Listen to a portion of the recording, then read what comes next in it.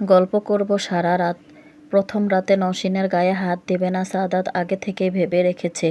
একটা মেয়ে সব ছেড়ে অনেক প্যারা নিয়ে এসে আবার ডাবল প্যারা নিবে, এটা সাদাতের ঠিক ভালো লাগেনি। তাই সে ভেবেই রেখেছে গল্প করে সারা রাত কাটিয়ে দিবে। তার হবে না, কারণ নওশীন তো বলেই দিয়েছে তার ঘুম পেয়েছে।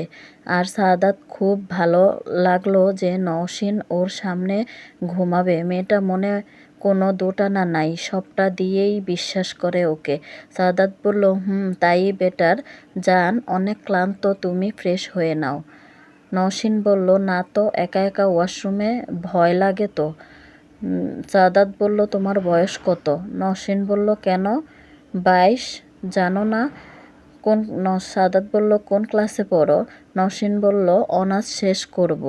সাদাত বলল, তো এত বড় একটা মেয়ে ভয় পায় নাকি? নওশীন বলল, রুমটাও তো কত বড়, আর আমি তো প্রথম আসলাম। সাদাত বলল, ইস, মন খারাপ করা লাগবে না, আমি তো রুমেই আছি, এখন যাও, ফ্রেশ হয়ে আসো। নওশীন বলল, না না, তুমি ওয়াশরুমের পাশে দাঁড়াও। সাদাত বলল, কেন? নওশীন বলল, বললাম না আমার ভয় করে। সাদাত বলল, হায় রে কপাল, আমি আসছি আর ওনার ঘুম পাইছে। বডিগার্ড বানিয়ে ঘুমাবে উনি, আর এখন ওয়াশরুমের বাইরে পাহারা দেই, এই আর কি। নওশীন বলল, এভাবে বলবা না, একটু কষ্ট করো। সাদাত মনে মনে ভাবছে, কষ্ট তো একটু না রে পাগলি, কষ্ট তো অনেকটাই হইতাছে। তোরে কিভাবে বুঝাই, কেমনে ভাবছিলাম গায়ে হাতই দিব না, বাট এখন তো সহ্য হচ্ছে না।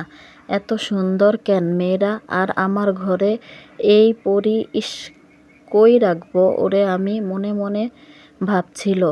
নওশীন বলল, এই কি ভাবো, দাঁড়াও এখানে।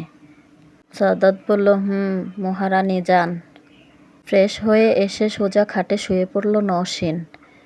লাইট অফ করবা না কিন্তু। সাদাত বলল, আমার তো লাইট থাকলে ঘুম আসে না।